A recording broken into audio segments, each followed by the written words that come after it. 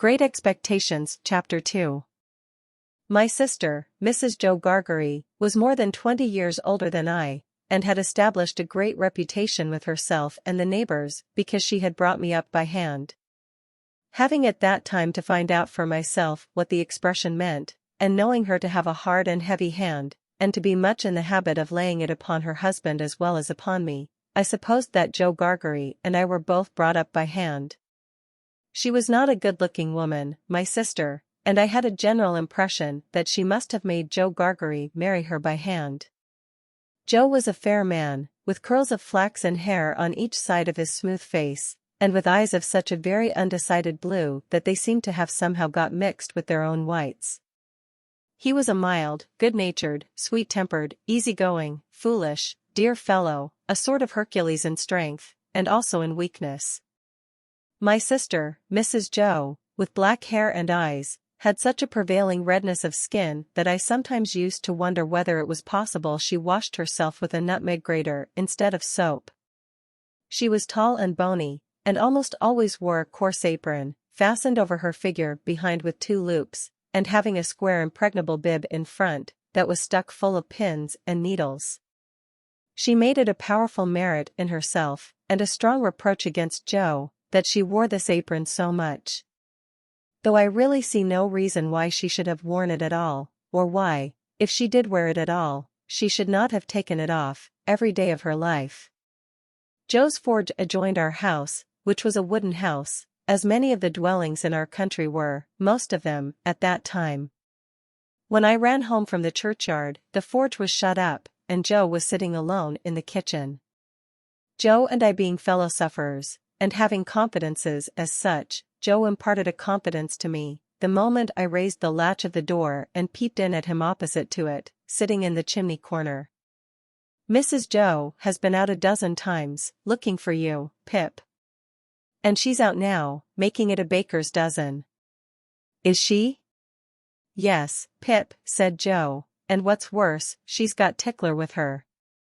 At this dismal intelligence, I twisted the only button on my waistcoat round, and looked in great depression at the fire. Tickler was a wax-ended piece of cane, worn smooth by collision with my tickled frame. "She sat down," said Joe, "and she got up, and she made a grab at Tickler, and she rampaged out." "That's what she did," said Joe, slowly clearing the fire between the lower bars with the poker, and looking at it. "She rampaged out, Pip." "Has she been gone long, Joe?" I always treated him as a larger species of child, and as no more than my equal. "Well," said Joe, glancing up at the Dutch clock, "she's been on the rampage, this last spell, about 5 minutes, Pip. She's a-coming. Get behind the door, old chap, and have the jack-towel betwixt you." I took the advice. My sister, Mrs. Joe, throwing the door wide open, and finding an obstruction behind it, immediately divined the cause, and applied Tickler to its further investigation. She concluded by throwing me. I often served as a connubial missile at Joe, who, glad to get hold of me on any terms, passed me on into the chimney and quietly fenced me up there with his great leg. "Where have you been, you young monkey?" said Mrs. Joe, stamping her foot. "Tell me directly what you've been doing to wear me away with fret and fright and worrit, or I'd have you out of that corner if you was 50 pips, and he was 500 Gargerys." "I have only been to the churchyard," said I, from my stool, crying and rubbing myself. "Churchyard," repeated my sister. "If it weren't for me you'd have been to the churchyard long ago, and stayed there." "Who brought you up by hand?" "You did," said I. "And why did I do it, I should like to know," exclaimed my sister. I whimpered, "I don't know." "I don't," said my sister. "I'd never do it again." "I know that. I may truly say I've never had this apron of mine off since born you were. It's bad enough to be a blacksmith's wife, and him a Gargery, without being your mother." My thoughts strayed from that question as I looked disconsolately at the fire. For the fugitive out on the marshes with the ironed leg, the mysterious young man, the file, the food, and the dreadful pledge I was under to commit a larceny on those sheltering premises, rose before me in the avenging coals. "Ha," said Mrs. Joe, restoring Tickler to his station. "Churchyard, indeed. You may well say churchyard, you too." One of us, by the by, had not said it at all. "You'll drive me to the churchyard betwixt you, one of these days, and oh, a precious pair you'd be without me." As she applied herself to set the tea things, Joe peeped down at me over his leg, as if he were mentally casting me and himself up, and calculating what kind of pair we practically should make, under the grievous circumstances foreshadowed. After that, he sat feeling his right side flaxen curls and whisker, and following Mrs. Joe about with his blue eyes, as his manner always was at squally times. My sister had a trenchant way of cutting our bread and butter for us, that never varied. First, with her left hand she jammed the loaf hard and fast against her bib, where it sometimes got a pin into it, and sometimes a needle, which we afterwards got into our mouths. Then she took some butter, not too much, on a knife and spread it on the loaf, in an apothecary kind of way, as if she were making a plaster, using both sides of the knife with a slapping dexterity, and trimming and molding the butter off round the crust. Then, she gave the knife a final smart wipe on the edge of the plaster, and then sawed a very thick round off the loaf, which she finally, before separating from the loaf, hewed into 2 halves, of which Joe got one, and I the other. On the present occasion, though I was hungry, I dared not eat my slice. I felt that I must have something in reserve for my dreadful acquaintance, and his ally, the still more dreadful young man. I knew Mrs. Joe's housekeeping to be of the strictest kind, and that my larcenous researches might find nothing available in the safe. Therefore I resolved to put my hunk of bread and butter down the leg of my trousers. The effort of resolution necessary to the achievement of this purpose I found to be quite awful. It was as if I had to make up my mind to leap from the top of a high house, or plunge into a great depth of water. And it was made the more difficult by the unconscious Joe. In our already mentioned freemasonry as fellow-sufferers, and in his good-natured companionship with me, it was our evening habit to compare the way we bit through our slices, by silently holding them up to each other's admiration now and then, which stimulated us to new exertions. Tonight, Joe several times invited me, by the display of his fast diminishing slice, to enter upon our usual friendly competition, but he found me, each time, with my yellow mug of tea on one knee, and my untouched bread and butter on the other. At last, I desperately considered that the thing I contemplated must be done, and that it had best be done in the least improbable manner, consistent with the circumstances. I took advantage of a moment when Joe had just looked at me, and got my bread and butter down my leg. Joe was evidently made uncomfortable by what he supposed to be my loss of appetite, and took a thoughtful bite out of his slice, which he didn't seem to enjoy. He turned it about in his mouth much longer than usual, pondering over it a good deal, and after all gulped it down like a pill. He was about to take another bite, and had just got his head on one side for a good purchase on it, when his eye fell on me, and he saw that my bread and butter was gone. The wonder and consternation with which Joe stopped on the threshold of his bite and stared at me, were too evident to escape my sister's observation. "What's the matter now, said she, smartly, as she put down her cup. "I say, you know," muttered Joe, shaking his head at me in very serious remonstrance. "Pip, old chap. You'll do yourself a mischief. It'll stick somewhere. You can't have chawed it, Pip." "What's the matter now?" repeated my sister, more sharply than before. "If you can cough any trifle on it up, Pip, I'd recommend you to do it," said Joe, all aghast. "Manners is manners, but still your elf is your elf." By this time, my sister was quite desperate, so she pounced on Joe, and, taking him by the 2 whiskers, knocked his head for a little while against the wall behind him, while I sat in the corner, looking guiltily on.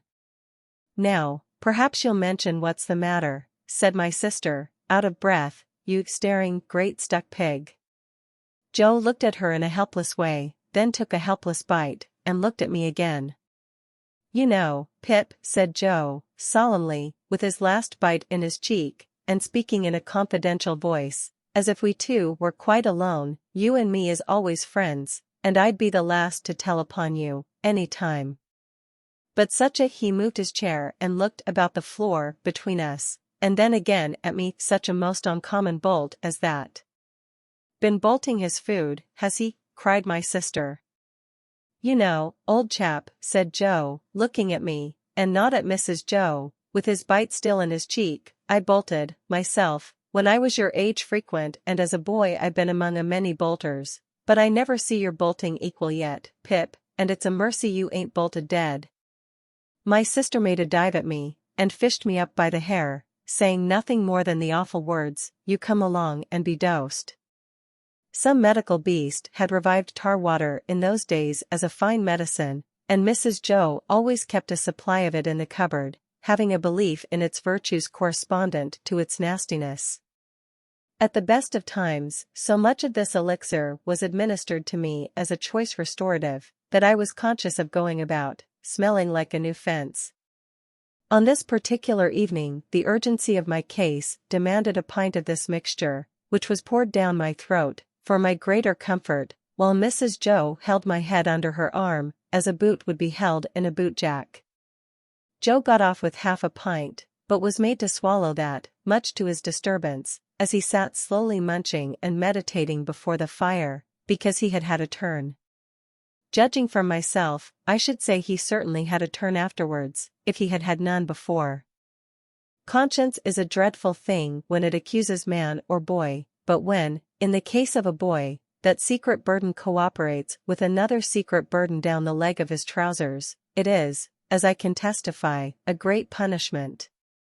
The guilty knowledge that I was going to rob Mrs. Joe, I never thought I was going to rob Joe, for I never thought of any of the housekeeping property as his united to the necessity of always keeping one hand on my bread and butter as I sat, or when I was ordered about the kitchen on any small errand, almost drove me out of my mind.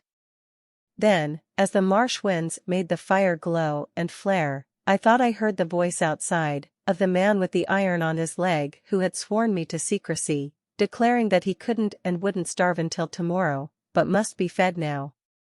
At other times, I thought, what if the young man who was with so much difficulty restrained from imbruing his hands in me should yield to a constitutional impatience, or should mistake the time, and should think himself accredited to my heart and liver tonight, instead of tomorrow. If ever anybody's hair stood on end with terror, mine must have done so then. But, perhaps, nobody's ever did? It was Christmas Eve, and I had to stir the pudding for next day, with a copper stick, from 7 to 8 by the Dutch clock.